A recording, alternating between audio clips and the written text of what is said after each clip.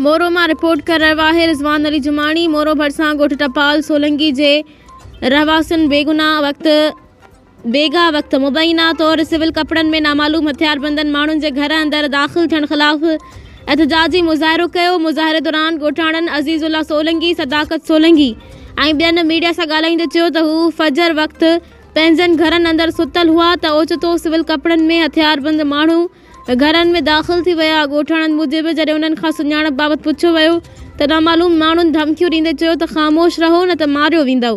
पोइ रड़ियुनि ऐं दाहुनि ते समूरा ॻोठाणा गॾु थी विया, जंहिं दौरान हिकु ॼणे खे ॻोठाणनि सोॻो करे वरितो जॾहिं त ॿिया माण्हू भॼी निकिरी विया। सोॻे थियल शख़्स मीडिया खे ॿुधायो त हू मलीर कराची सां वास्तो रखंदड़ पुलिस एहलकार आहे ऐं लोकेटर फॉलो कंदे इलाइक़े में आया हुआ। हिन वधीक चयो त हद जे थाणे में एंट्री न कराइण ऐं सिविल कपड़नि में हुजण सबबि ॻोठाणनि सां मज़ामत पेश आई, जंहिंमें मुंहिंजे हथ में धक लॻण सबबि ज़ख़्मी थी पियो आहियां। मोरो थाणे मुंशी अयाज़ सोलंगी, SHO दौलतपुर गुलज़ार मरी जी टीम ॻोठ पहुची सोॻे थियल पुलिस एहलकार खे पंहिंजे तहवील में वरितो।